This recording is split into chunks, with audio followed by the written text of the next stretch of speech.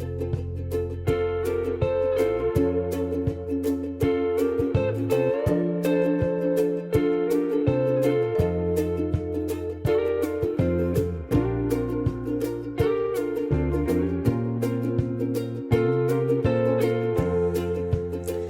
my friends and welcome back to my channel.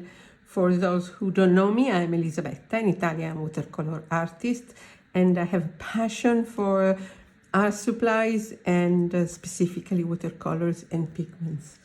Today we are deep diving into the world of Perylene colors. Perylene are a small family of colors, quite new. They started being used in the 50s of last century, and by the artist world in the 80s.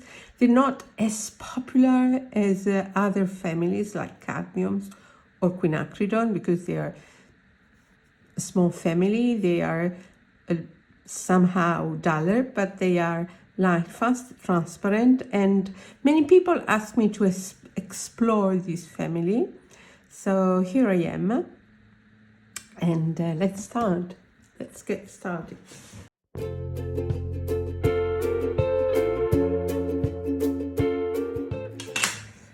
As usual, I have taken Winsor & Newton brand where I had the colors, and if not, I have used Rembrandt, so it's the comparison is fairer.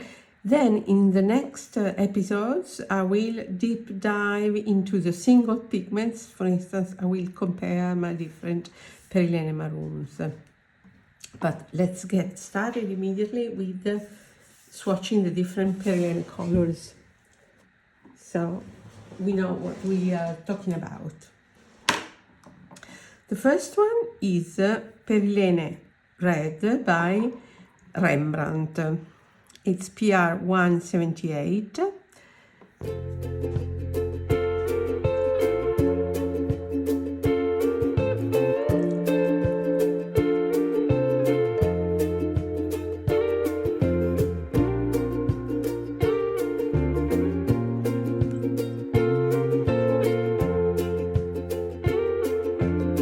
Handprint describes it as a light fast, semi-opaque, highly staining, dark valued, intense deep red pigment. Rembrandt calls it Perylene Red Deep, but the pigment is known as Perylene Red.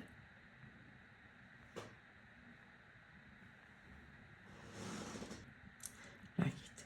Then we have PR 149, that of all the Perylene, maybe it's the less light fast. It's called Scarlet, but Rembrandt, I have the Rembrandt version here, it's called Perylene Red.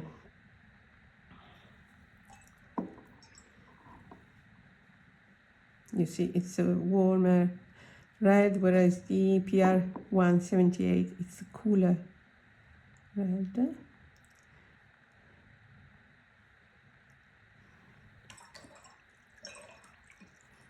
Very incredibly easy to disperse on paper.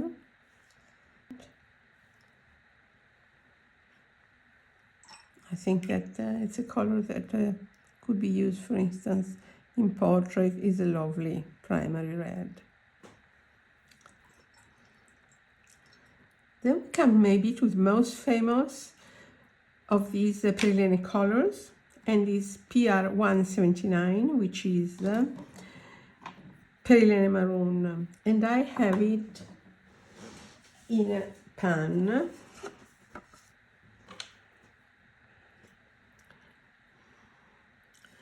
It's a dark red, and it's becoming quite popular because it's a common replacement for two colors.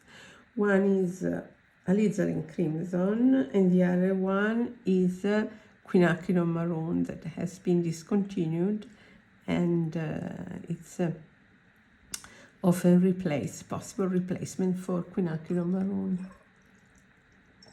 Now, Perylene colors are not as glorious as quinacridone colors, but they're not so bright and vibrant. They're duller, but this one is very nice. Now, another color that is I find becoming increasingly popular is Perylene green. It's a dark, actually it's a black with a green undertone. It's PBK 31. Like all PBK colors, is made with through combustion, so by burning some substance. And this is very green actually, and you can use it for shadow in vegetables, shadow green. I personally like it very, very much, and I find myself using it a lot. Also, I love it in backgrounds, for instance, for portrait. It mixes well with other colors, it darkens other colors, and it's very dark in mustard. It's a black, and it just dilutes into a green. I like it, definitely like it. Perylene Violet, PV29. It's a color that reminds me slightly of a Caput Mortuum, and I think you can use it for warmer shadows in portraits. It's a beautiful reddish dark violet. Like all Perylene colors, is incredibly transparent. I never use this color, but starting from today, I want to introduce it in my palette. It's very beautiful. Very beautiful. I definitely would like to try a portrait with this one. Not today. Today I'm not doing a sketch, just swatching this color, and then we will deep dive in the next episodes. And last but not least, actually the Perylene colors are finished here, but I would like to show you that Winsor & Newton uses PR179 with a different process in a alizarin crimson hue. They call it permanent alizarin crimson, because PR83, the genuine alizarin crimson, is not light fast. So they replaced it with PR206. Now that PR206 is discontinued, they make this hue with the PR179 Perylene Maroon.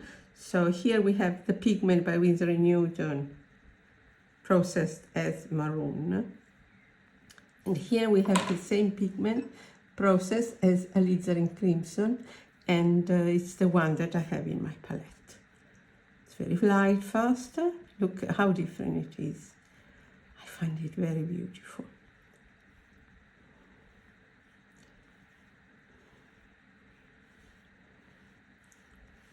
And it's a beautiful light, fast alizarin crimson. Okay. I think we need to make them dry, and then I'll come back.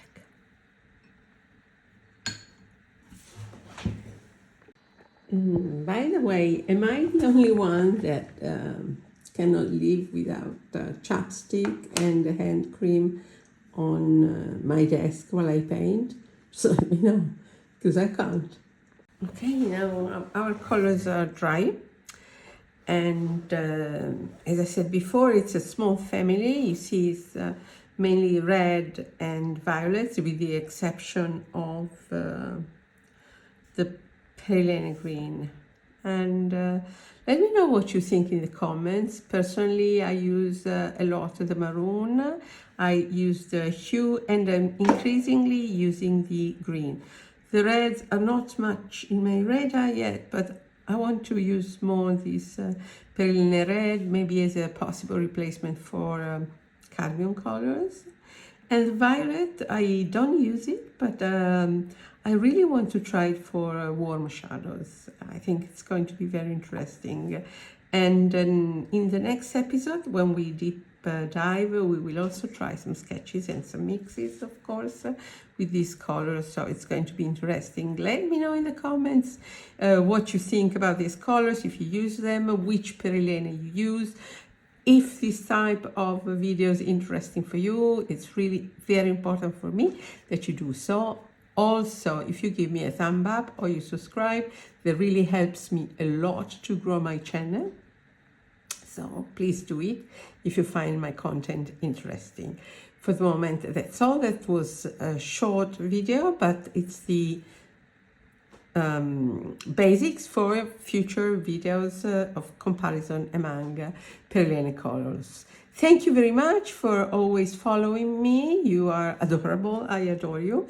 And ciao, ciao. Thank you. Ciao.